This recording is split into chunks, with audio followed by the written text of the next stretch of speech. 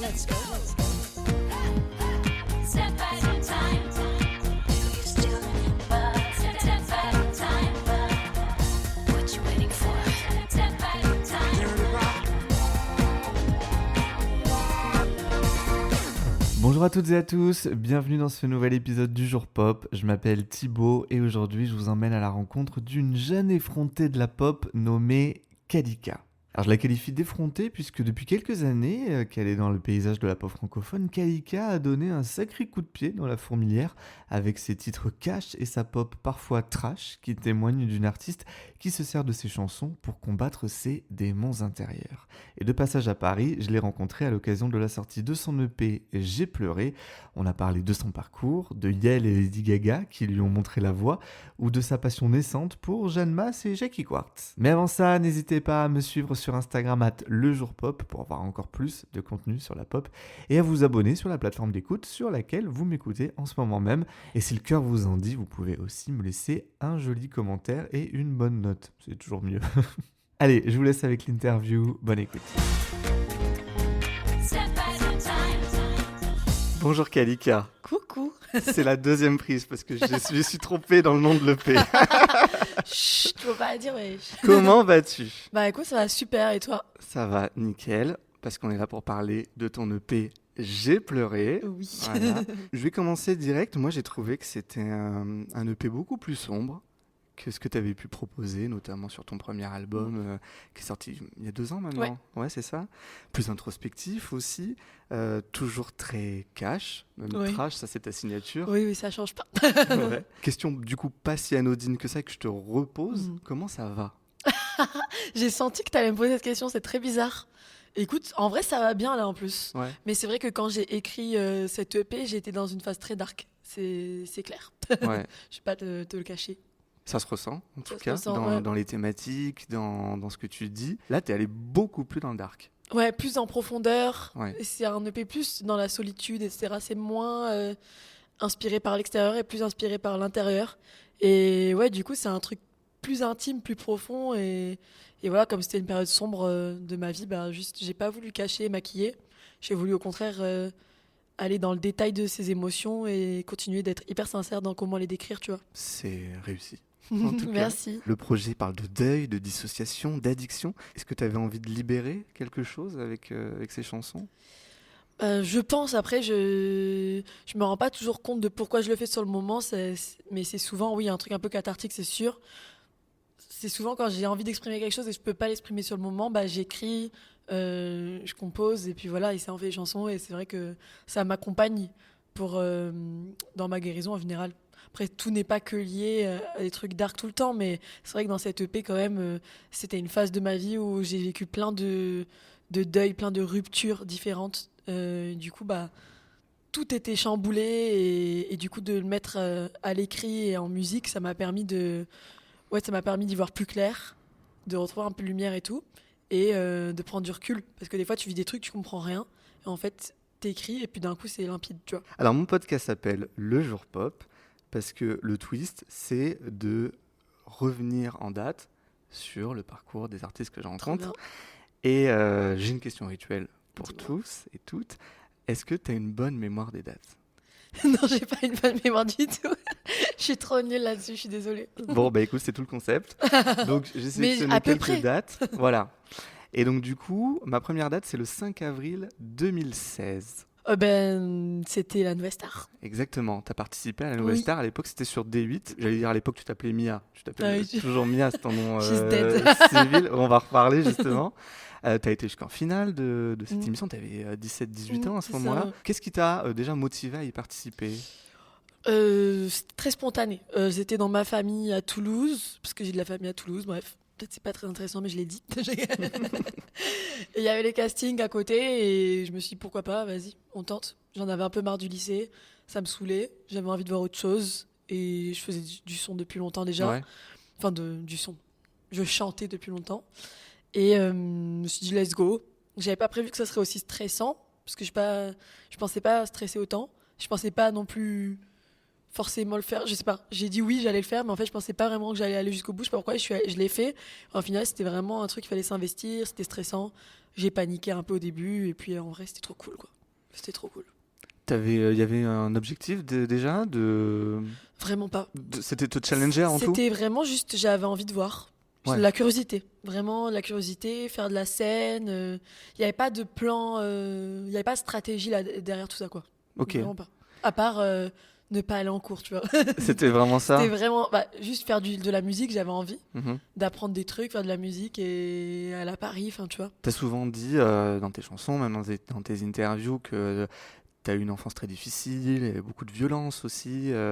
C'était pas une façon pour toi de... Il fallait t'échapper à un moment.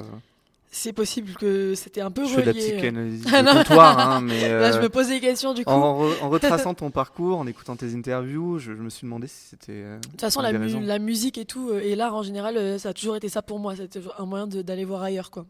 De voir autre chose. De créer des petits mondes où je me sentais bien et tout. Enfin, tu vois, ça, c'est sûr, c'est ça. Donc là, je l'ai pas autant intellectualisé sur le moment, mais t'as raison, c'est peut-être ça. Oui. Donc là, c'était Mia. Aujourd'hui, c'est Kalika. Oui. À quel moment la transition s'est faite? Juste peu de temps après Comment ça s'est fait? Oui, ça s'est fait peu de temps après. Ça s'est fait quand je suis arrivée à Paris.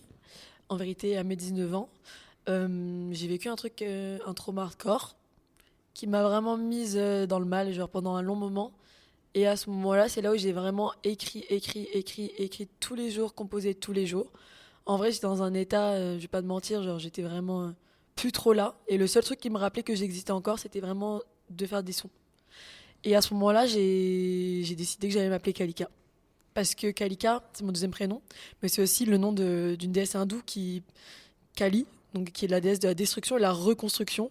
Et comme tout était en train d'être détruit, je me suis dit, bah vas-y, c'est peut-être une autre possibilité d'être quelqu'un. Genre, c'est peut-être être Kalika, tu vois. On va avancer un peu dans le temps et on va aller au 30 novembre 2022. Je sais plus ce que c'est. C'est la sortie d'une chanson, je t'aide. Chaudasse? Non. Non. Touche-moi? Non.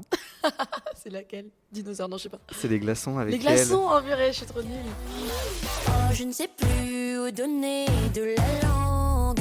Oui, j'ai sucé tous les glaçons. Oh, oh, je ne sais plus où donner de la langue. Oui, j'ai sucé tous les glaçons. Il y a une filiation qui est quasi évidente entre Yael et toi, une sorte de pop effronté, si je puis dire. Ouais, grave. Ça s'est passé comment, cette rencontre et cette collaboration? Écoute, de manière hyper fluide et spontanée, genre, moi j'ai toujours kiffé le travail de Yel, enfin du duo Yel. J'ai toujours, depuis que je suis petite, j'aime trop. Je trouve que c'est de la vraie pop, bien écrite, intelligente et profonde, et aussi Je ne fun. peux que t'approuver. Ouais, voilà, of course. Et aussi fun en plus Ouais. que deep, du coup, tout ce que j'aime, quoi. Et c'est un peu là où on se rejoint, c'est qu'on a un peu des petites chippies, genre. Et Exactement. tu vois, c'est sur ce côté chippy acidulé, genre, qu'on se retrouve le plus. Et en fait, j'étais très contente de voir qu'elle kiffait aussi. Et en gros, elle m'avait contactée pour faire ses premières parties sur sa tournée de l'Air du Verseau. Et du coup, tout simplement, on a fait les premières parties des Yel. Au début, on devait en faire que quelques-unes, et après, on a fait quasiment toute la tournée, en fait, parce que ça s'est trop bien passé. Ça a grave matché avec le public, et public queer, quoi. Et ça s'est trop bien passé, et juste, on était en loge un jour, et je sais plus si c'est Grand Marnier ou Julie qui a dit ça, mais c'était en mode, ah, mais on devrait faire un feat pour ton album. Et du coup, c'est pas tombé dans l'oreille d'une sourde, et tout simplement, je leur ai proposé. Et t'as bien fait. Voilà. Et c'était une évidence un peu. À part eux, qui t'a inspiré aussi En France, dans la pop français ou même internationale? Pas être très original, mais en vrai, Lady Gaga, en vrai, j'avoue, c'était ma ref number one quand même. Quand j'étais petite, j'ai grandi en chantant toutes ces chansons. Je me suis grave identifiée à elle. Déjà, quand j'étais petite, j'étais très excentrique, extravagante. Je passais des heures à prendre les vêtements de ma mère et à faire des tenues avec, mais un peu what the fuck, à changer les formes des tenues, à dessiner des vêtements, à me maquiller déjà hyper jeune et tout. Et du coup, quand Lady Gaga elle est arrivée, c'était un peu genre waouh, c'est vraiment ce que moi j'avais envie de voir chez une pop star. C'est-à-dire qu'elle est une pop star avec une énergie violente un petit peu, une énergie revendicatrice, une rage que parfois on manquait de ça. Il y avait que le côté plus pop star mimi, cute, lisse. Et elle, ce que j'ai aimé, c'est que c'était pas du tout ça. Il y a un truc un peu atypique chez les femmes à cette époque, on va dire. Parce qu'on attendait un peu de la pop star qu'elle soit juste désirable et qu'elle ait des bêtes de son. Mais tu vois ce que je veux dire? Il y avait un peu Britney, un truc. quoi. Ouais, et encore, je suis fan de Britney, hein. Mais Moi oui, aussi, je suis fan, mais c'est vrai que ça fait mal au cœur que du coup, elle n'est pas vraiment décidée aussi, tu vois. bien sûr. Et je pense que c'est ça que j'ai ressenti chez Gaga quand elle est arrivée, c'est qu'il y a un truc de c'est elle qui décide. Et genre, une énergie plus violente, plus brutale, plus rock. Et je sais pas, écorché un peu, et ça m'a grave parlé. J'étais en mode, oh, je veux être ça, quoi. Donc ça m'a grave parlé. C'est quoi ton album préféré, Lady Gaga? Ton era préférée? Putain, c'est dur ça, là, c'est vraiment Ouais. dur. Ouais.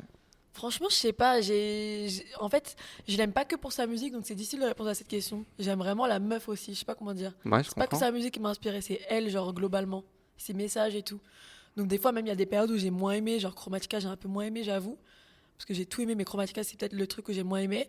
Mais même là, je l'aimais trop quand même par les messages qu'elle transmettait, et je sais pas. Franchement, je sais pas, toi, c'est lequel ton préféré? Bah, en fait, j'ai envie de répondre la même chose que toi. C'est vrai? En fait, tu vois, moi, elle m'a vraiment accompagné depuis mes 19 ans, du coup, tu vois. Moi, j'ai plus accroché à partir de The Fame Monster, Mm. plutôt que l'album de Fame qui était cool, tu vois. Mais ensuite, j'ai vraiment accroché à ça. Et elle a été toujours là dans toutes les périodes de ma vie. Tu Ouais. vois ce que je veux Bah dire? oui, Même pareil, quand elle donc était c'est dans dur ces de périodes juger. vraiment down, Mm. etc. Même, tu vois, l'album Joanne qui a moins parlé, parce que c'est moins Lady Gaga-esque, si je Oui, puis oui, dire. oui. C'était quand sortie même brute, ouais. ouais, une autre période de vie. C'est quand même grave Et beau, moi, ouais. quand j'écoute ces chansons, j'associe toujours ces chansons à des périodes de ma vie, à des époques, à des dates. Justement, Mm. c'est mon grand truc, Oui, les c'est dates, fou, tu ça fait vois. grave date. Et par exemple, tu vois, ce nouvel album, la Mayhem, qui est sorti cette année, je pense qu'il va énormément compter dans ma vie. Mm. Tu vois, on est encore dedans. C'est ça, du coup, j'arrive pas à faire de classement sur elle, je sais pas comment dire. Ouais. J'ai même pas. Je sais pas. En vrai, j'ai kiffé le dernier album, hein. Pas tout, mais genre, il y a vraiment des sons que j'ai adorés et d'autres moins. Les sons les plus joyeux, j'ai moins aimé, mais le côté dark, là, j'ai vraiment aimé son Ouais. côté le plus dark. Et même visuellement, là, je trouve que dans ses clips, on sent qu'elle a retrouvé un peu sa rage Ouais. du début, tu vois. Non, franchement, je suis désolée. J'ai pas envie de choisir. Bon, on va parler pas que de Lady Gaga, parce que j'ai entendu une interview récemment de toi sur France Inter. Tu avais une nouvelle passion pour Jackie Quartz, apparemment. Nouvelle passion, je sais pas, mais. Non, j'aime bien, je connais pas hyper bien pour le coup. Je suis pas méga renseignée sur elle. C'est cet été vraiment, j'étais dans le sud chez ma mère et un pote à moi qui kiffe ce son, l'a réécouté et j'étais en mode, mais il est trop bien ce son. Genre vraiment, juste, j'ai dit, mais il Mise est au fou. point. Mise au point, ouais, pardon, j'ai pas précisé. Bon, elle est Euh, essentiellement connue pour une chanson. Ok, tu vois, moi je connais pas hyper bien, mais après j'ai écouté d'autres morceaux, mais là j'ai pas bien les titres en tête, mais j'étais en mode, ah, ok, il y a quand même un vrai délire, elle a un truc grave pointu, classe, un peu badass, un peu second degré Ouais. chelou, qui fait pas très chanson française habituelle, quoi. Juste une mise au point sur les plus belles images de ma vie, sur les clichés trop pâles d'une love story, sur l'état d'âme d'une femme sans alibi qui rêve toute ses nuits. Et je trouve que dans cette période, c'est un peu années 80 et tout, je crois, si je me Ouais, trompe c'est pas. deuxième moitié des années 80, Voilà. ouais. Elle et Jeanne Masse, je trouve qu'elle se distinguait vraiment de ce qui s'est fait en France dans la chanson française. C'était des meufs un peu différentes des autres, je trouve, qui avaient un ton un peu plus cynique, limite, un peu plus désinvolte, qui, moi, me parle de fou. Et du coup, j'ai vachement réécouté ces derniers temps de la chanson française de cette époque-là. Ouais, bah, il y avait aussi une artiste comme Gage Paty qui chantait Étienne, Ouais, tu vois, ou Mylène Farmer, évidemment. oui, bien sûr. Oui, c'est vrai, Mylène, un peu même mood. Ça me fait penser un petit peu aussi à Jeanne Masse, parce qu'elles ont un peu un côté gothique, fashion, même visuellement, hein, pas que dans la Bien musique, tu sûr. vois, et drama que j'aime trop. Mais c'est vrai que Jeanne Masse, je trouve, elle est sous-cotée, je trouve. Je trouve que c'est vraiment une très, très, très, très grande artiste. C'est incroyable ce qu'elle a fait, je trouve. J'ai vraiment réécouté toute sa discographie, parce qu'avec ma grand-mère, on était fans quand j'étais petite. Et du coup, j'avais pas vraiment vu tous les visuels quand j'étais petite, j'avais juste les CD et tout. Et là, j'ai regardé vraiment et j'étais en mode, waouh, mais elle était tellement en avance sur son temps. Les looks qu'elle faisait, genre mood Lady Gaga, genre vraiment, c'était une gothique. Ouais, c'était Gothic fashion. très Ouais. marqué, mais parce qu'en fait, je pense que là, à la moitié des années 80, il y a vraiment eu une nouvelle génération de nanas qui avaient envie un peu de bousculer les choses. Et puis Johnny, Johnny serre le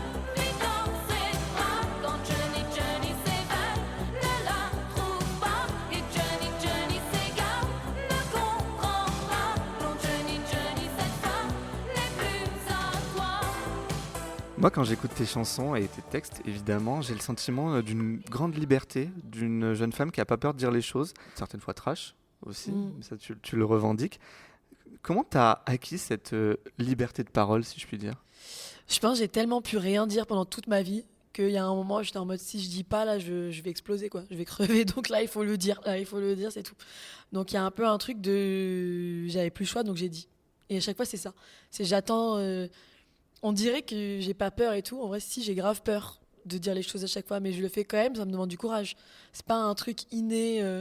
C'est. Ouais. C'est un peu. Je me fais violence quand je le fais quand même.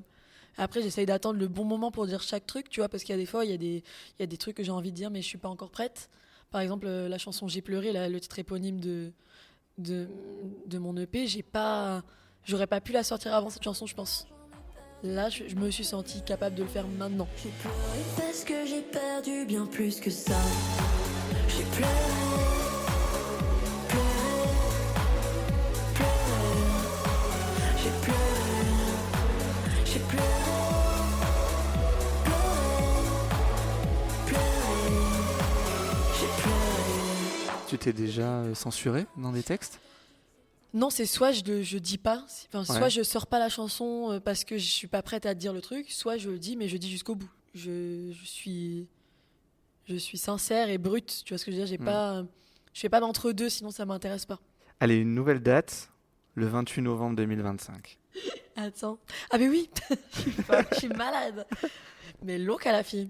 La sortie de l'EP. La sortie de l'EP. Alors, comme on en a parlé au début d'épisode, je t'ai dit c'est un EP assez sombre, mais tout étant réussi. Est-ce que pour toi, c'est dans la peine et la douleur qu'on est le plus créatif ? T'as 4 heures. Ah ouais, non, c'est dur de répondre à ça. J'ai envie de dire non. J'ai envie de dire non parce que j'ai pas envie de penser ça, sinon c'est trop triste en vrai.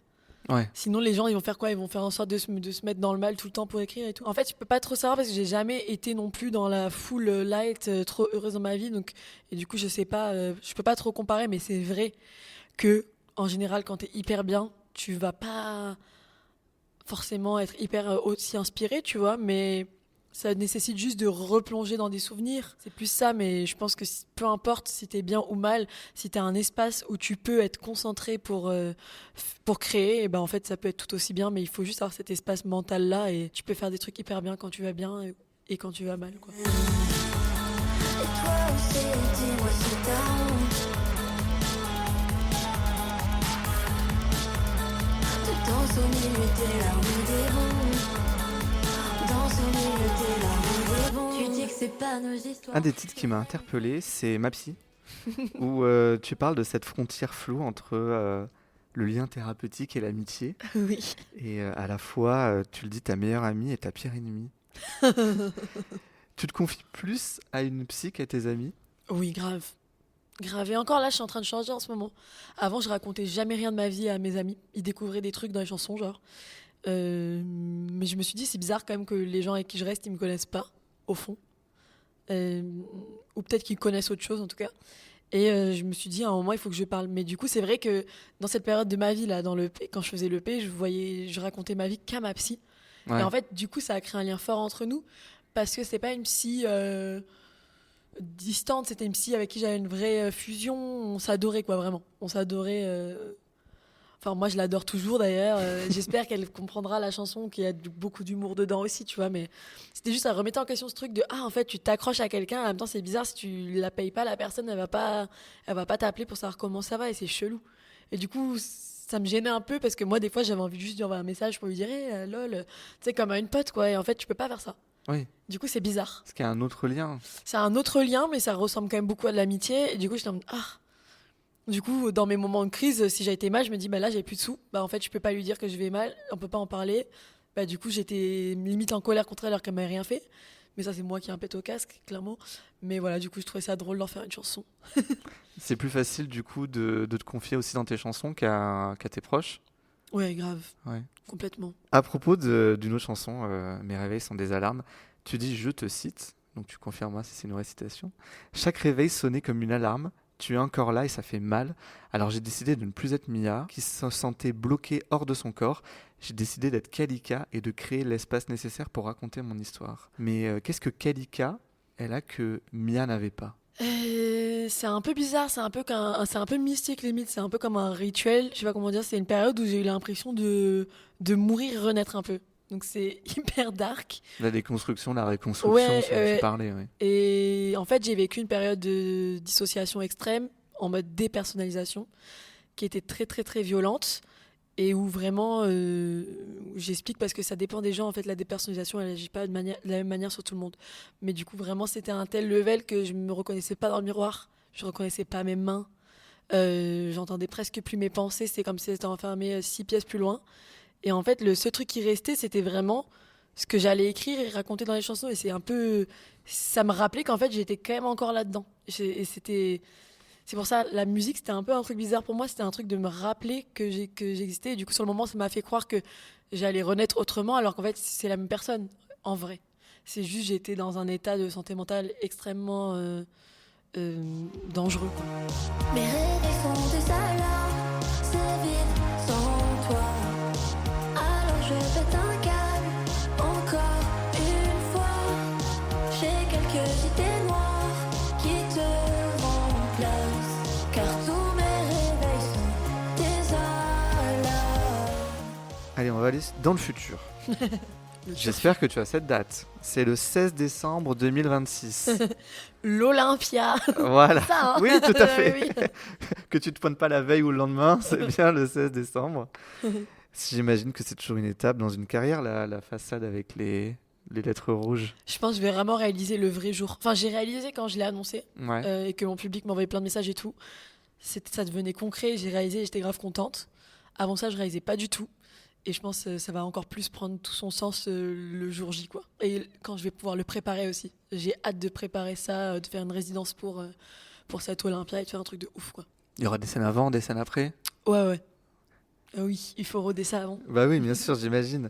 Et est-ce qu'il y aura d'autres chansons en préparation? Bien sûr, il y Un aura deuxième même, album?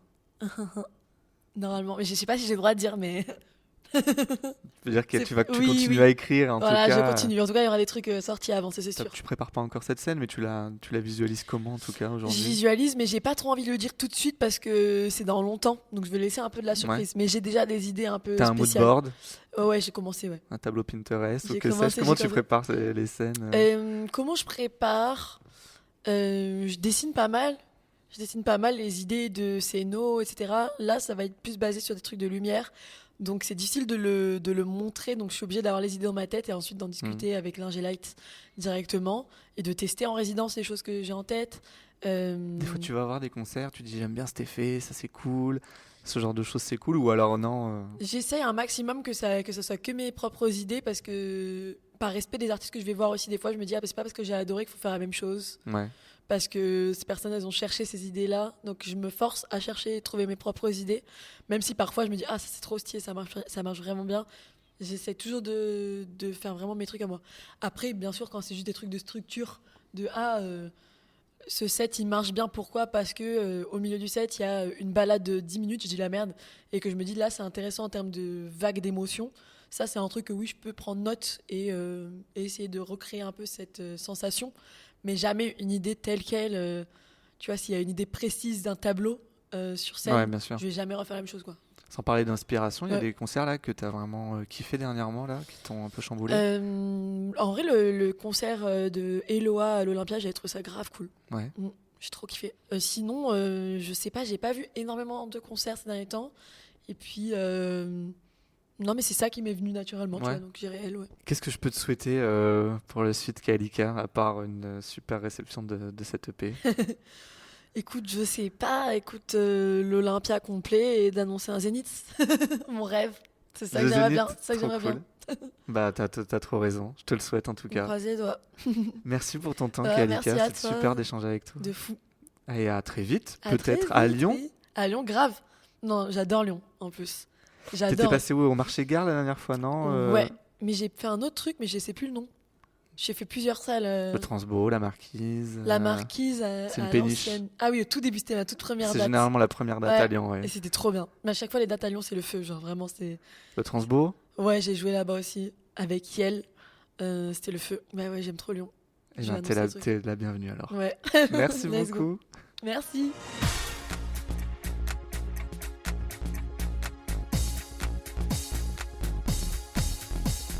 C'était le jour pop, épisode 77, en compagnie de Kalika à l'occasion de la sortie de son EP J'ai pleuré, disponible à partir du 28 novembre. Merci, un grand merci à elle.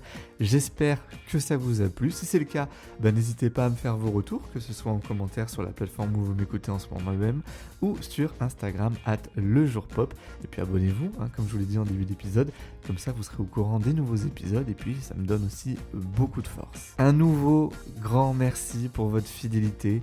Moi je vous donne rendez-vous très vite pour un prochain jour pop. D'ici là, prenez soin de vous et moi je vous dis à bientôt. What you waiting for?